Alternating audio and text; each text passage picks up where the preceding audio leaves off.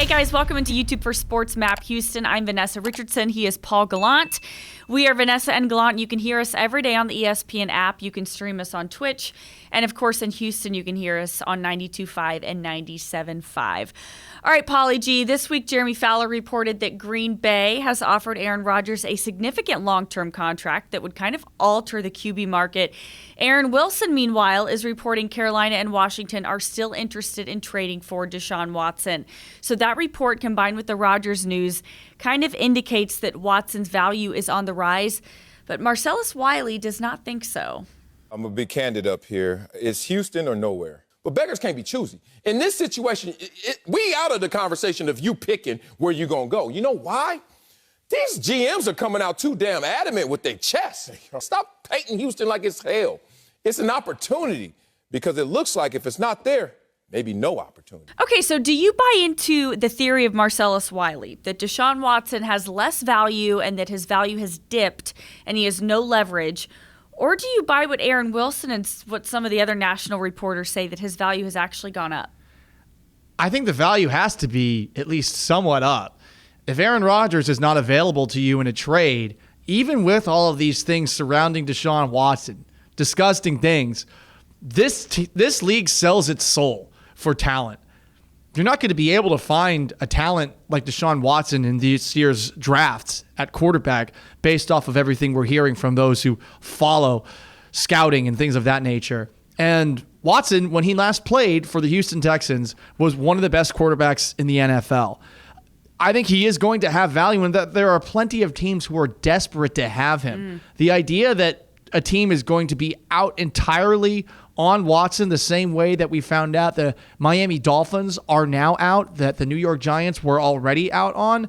I suppose maybe another team takes a hardline stance like that. But if you're the Denver Broncos, if you're Washington, the Commanders, if you're one of those teams that's starving for a quarterback, the Carolina Panthers too, as you mentioned a little bit before, Vanessa, are you really going to say to your fans that we are unwilling to even think about a quarterback like this? Some of those fans will like you for it, but a lot of them, they just want to win. And Chris Greer, of course, GM of the Dolphins, we heard him talking about saying the door is shut. But if you're Mike McDaniel and you're a new head coach, if you're Frank Smith and you're the newly named offensive coordinator of the Miami Dolphins, wouldn't you be excited if he can get past the legal things to work with Deshaun Watson? I would. I'd rather work with a guy that I know can be great than someone who potentially could be good. And I mean, notice the difference there. Already great and maybe could be good. I think that the Dolphins were told by Mike McDaniel in his head coaching interview that we can turn Tua into something, but I don't think they're going to turn him into a Deshaun Watson anytime soon. Meanwhile, Marcellus Wiley also said it's Houston or it's nowhere. So if his belief is that the Texans don't want Deshaun Watson, and many of us believe they don't want anything to do with Deshaun Watson again, so it's kind of mutual. So do you buy the Houston or nowhere scenario that Marcellus Wiley kind of gave us? And how messy is that nowhere? He highlighted the no trade clause side of things, Vanessa, and I think his point is that Watson is not going to have his pick of where he ends up.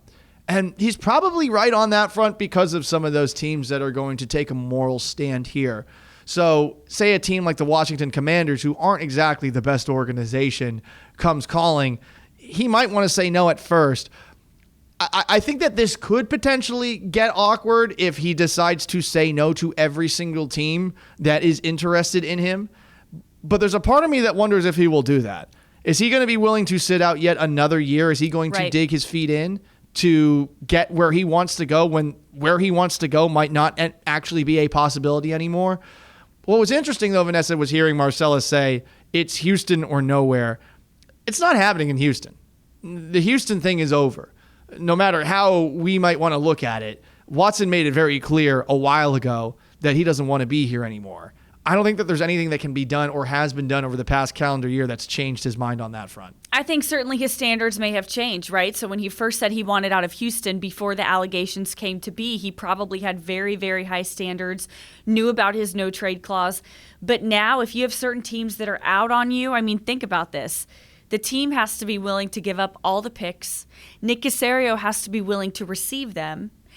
And then Deshaun Watson has to approve the trade. Yeah. It's a lot that has to happen, and I think that we'll certainly know more, hopefully, in the next coming weeks as Watson is scheduled to get deposed partially, at least this Friday, March 11th.